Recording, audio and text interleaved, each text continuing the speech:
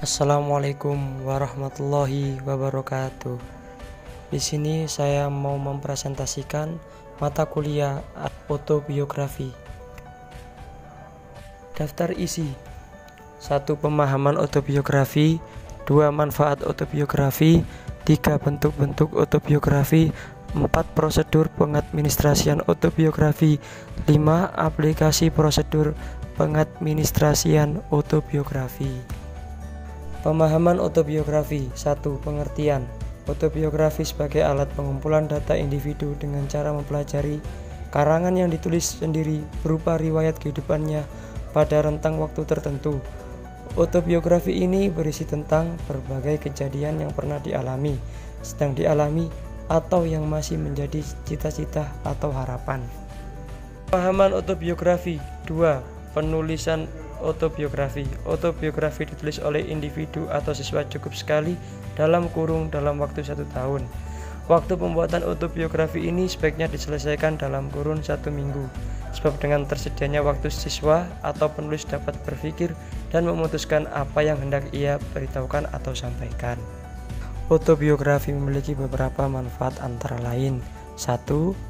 Mengetahui aspek-aspek baik pikiran, perasaan, sikap pribadi, tingkah laku, atau keadaan emosi.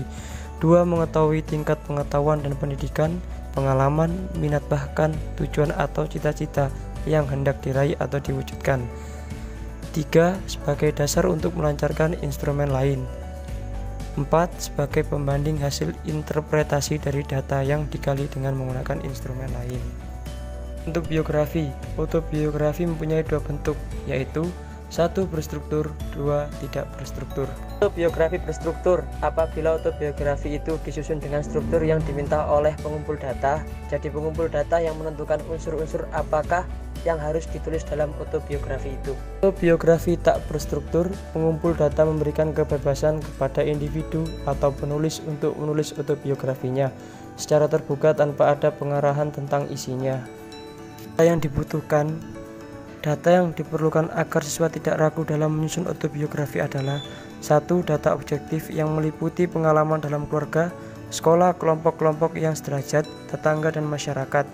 2. Data subjektif dengan memperhatikan pikiran, perasaan, sikap, harapan, dan konflik diri. Prosedur pengadministrasian autobiografi. Tahap pengadministrasian autobiografi dilakukan dalam 3 tahap, yaitu: 1. Tahap persiapan, 2. Tahap pelaksanaan, 3. Tahap analisis hasil. Tahapan pada prosedur pengadministrasian autobiografi. Tahap persiapan. 1. Penyiapan item-item garis besar. 2. Penyiapan format. Tahap pelaksanaan. 1. Menyiapkan format. 2. Memberi instruksi.